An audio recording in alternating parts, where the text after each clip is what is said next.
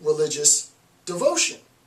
Unlike the example that I said in the beginning, where the candidate or the initiate goes in knowing full well, in the example of ayahuasca, knowing full well that the ingestion, the consumption of this is literally going to transform me.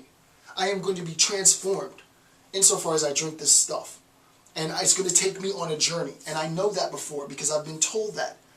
I don't know what that journey will be like until I live it, until sort of existentially I experience it. But I know what's to come. And I know I'm going to be physically exhausted. You prepare your mind. You prepare your mind and you adapt. Imagine the horror. This is like a roofie's example, to really get mundane and base. Imagine not knowing that you've been drugged. Imagine not knowing that someone has drugged you. Imagine not knowing that someone is willfully intoxicating you and you don't recognize that you're becoming intoxicated. There's going to be the sense of intoxication, and now I think the metaphor is really working. There's going to be the sense of intoxication coupled with an insane paranoia and fear, because you don't recognize gradually that things are changing. I'm in a state, and for those of you who've been intoxicated in any sense, if you've experimented with drugs, if you've drank alcohol, I've certainly drank my share of alcohol. I know when I can sense, okay, now I'm starting to get the buzz. Now the buzz is kicking in, finally. Right? It's like, okay, yeah, that's it, okay. You can prepare for that, right? You expect that, you want that. Imagine being in a state of affairs where you don't know that you are being intoxicated. And you walk around the world and you think to yourself, my perspective is changing. I don't know why my perspective is. I don't look at the things the same way I used to look at things. I just feel different, and I don't know why. And oh my goodness, am I doing the right thing? I shouldn't have done that. Why did I do that? Oh my goodness, I'm not doing what I ought to do. And then you see it, and then the fear comes in, and then the demons, and then the exhaustion. Because, if you will, the candidate, the initiate, the devotee, the believer, didn't know from the beginning that exhaustion is a consequence of this process. If I knew that from the beginning this is profoundly important and deep. This is like, this is the base. I can't get lower than this. This is as deep as it gets. I'm going to lecture on a lot of other things because I got a lot more notes to cover. But this is deep.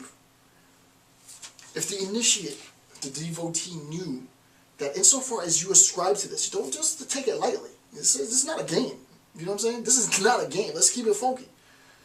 What you're getting into is serious, and you're believing, you're saying that you have faith in this Godhead, and you believe that He is blah blah blah blah blah blah blah, and He has rules, and those rules say da da da da da da da da, and you should know that if you transgress those rules, it's a transgression against Him da da da da da da da, and here's how it's going to make you feel da da da da. If someone were to know that from the beginning, the true nature of what it is that they're getting into, they can make a better informed decision. And that's the point. I think what Nietzsche is saying here is it's so unfortunate because no one really tells them. And it's similar to the psychological exhaustion that an initiate of the ancient religions, as he says, will go through. But you don't even recognize that the feelings that you're feeling is a consequence of the process. And how diabolical is that? It's now I'm pushing it a little far, but I'm going to say it. It's sort of like the date rape drug. You've been slipped a Mickey, right? And you just didn't know it. And then you wake up thinking, oh my goodness, what's going on, right? Because you weren't properly prepared. Your mind was not properly conditioned for the process you were about to begin.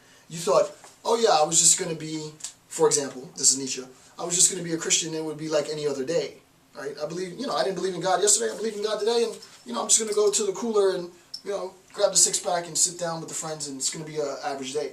I think that's the way the everyday, to be honest with you, I think that's the way the everyday sort of believer functions. But those who have a little deeper belief, once they start to transgress and that guilt sets in, and then after that guilt sets in, they start to think about their soul, and then that fear sets in, and then it's compounded guilt and fear because you start checking off all your transgressions for the day. I did look at that girl. I made an improper joke. I was a little mean. You know, you start to think, oh my goodness, well, you know, I'm a bad person, right?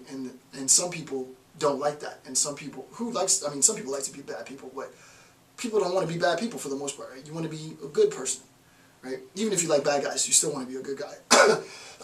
The idea is, wow, that's the condition in which I get sick, right? So these are the symptoms. In 3A, so that's 3, and I hope that's clear. That's like profoundly important. That's like super important, right? In 3A, all of my markers, I have to get some new markers. In 3.8, Nietzsche says, religious devotees can and are, well, sorry, Nietzsche doesn't say this, I said this, and I just read this.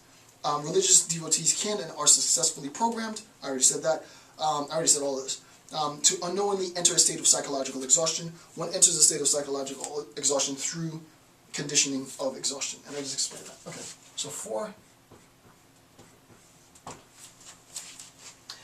The condition of exhaustion.